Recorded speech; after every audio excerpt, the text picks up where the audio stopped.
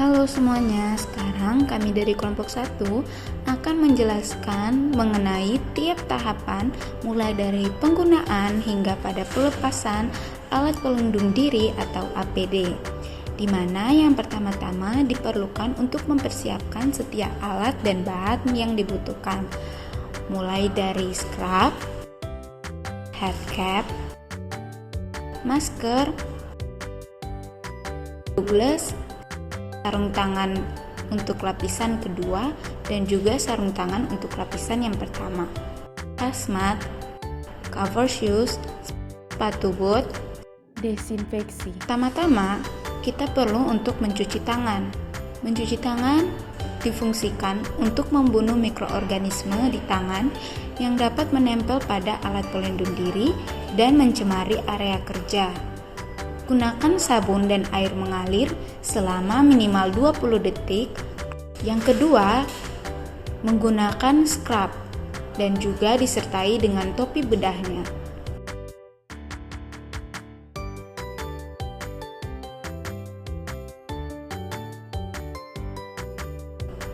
Scrub boleh dipakai dan juga menggunakan juga topi bedah untuk menahan rambut agar rambut tidak rontok maupun jatuh dan mencemari area kerja. Pilih ukuran yang pas dan tutupi seluruh rambut dengan baik. Yang ketiga, gunakan masker. Masker yang digunakan ada dua. Masker yang pertama sebagai masker lapisan pertama, dan yang kedua masker untuk lapisan kedua yaitu N95. Masker berfungsi untuk melindungi saluran pernapasan dari paparan udara yang terkontaminasi virus, bakteri, atau partikel berbahaya lainnya. Masker N95 atau masker bedah sesuai dengan tingkat risikonya, dan pastikan masker menutup hidung dan mulut dengan rapat.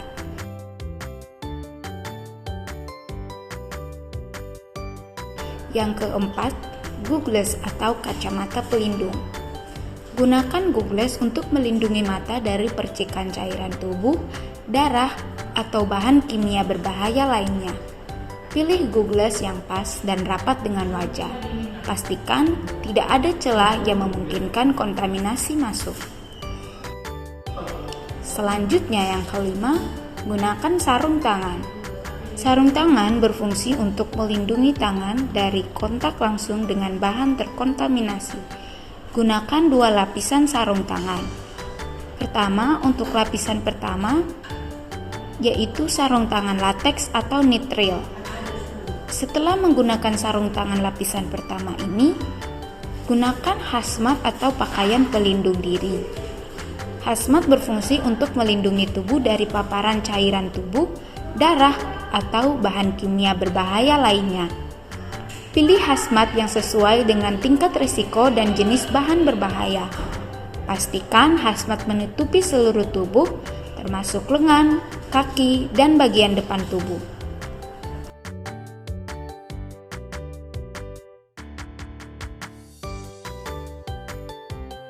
Selanjutnya, menggunakan cover shoes.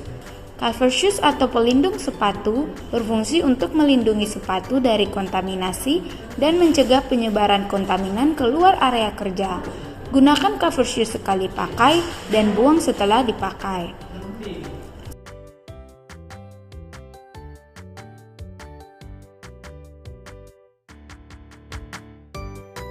Setelah selesai menggunakan sepatu boot, dilanjutkan untuk menggunakan sarung tangan lapisan kedua yang memiliki ukuran atau panjang yang lebih panjang untuk melindungi hingga bagian pergelangan.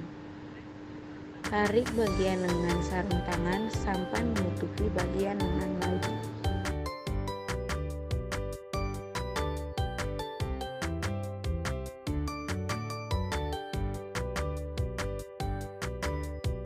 Yang pertama, dapat dimulai dengan menyemprotkan alkohol terlebih dahulu ke tangan, lalu dapat mulai melepaskan handscoon bagian yang terluar dengan cara memegang bagian dalam, lalu menariknya hingga bagian yang dalam menjadi bagian yang terluar. Setelah itu, handscoon langsung dibuang ke tempat sampah medis, lalu dapat menyemprotkan alkohol pada bagian boots. Setelah itu, melepaskan boots dan juga cover shoes.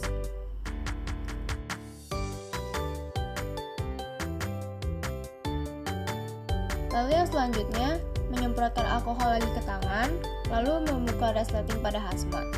Pada saat membuka hazmat, pegang bagian dalam hazmat, sehingga bagian dalam hazmat itu menjadi bagian yang terluar. Lalu, hazmat dapat digulung dan dibuang pada tempat sampah medis.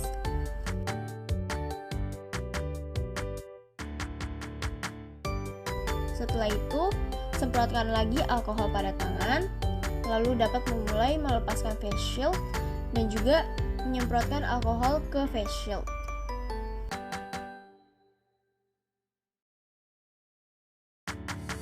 Lalu yang berikut adalah menyemprot tangan menggunakan alkohol, lalu melepaskan masker N95.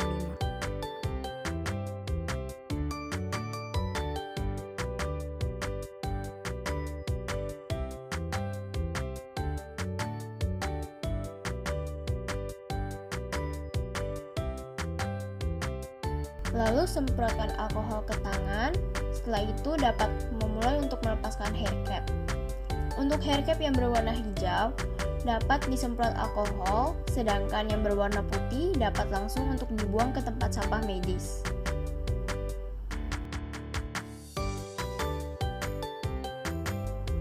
Setelah itu menyemprotkan alkohol lagi ke tangan, lalu mulai melepaskan handscoon dengan cara memegang bagian yang dalam lalu menariknya sehingga bagian yang dalam menjadi bagian terluar. Lalu langsung buang handscoon pada tempat sampah medis juga.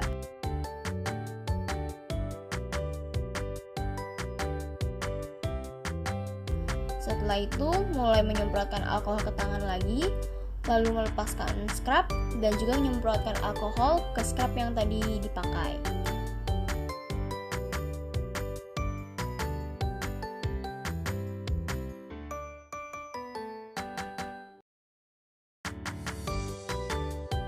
Lalu langkah terakhir yaitu menyemprotkan alkohol ke bagian tangan terlebih dahulu.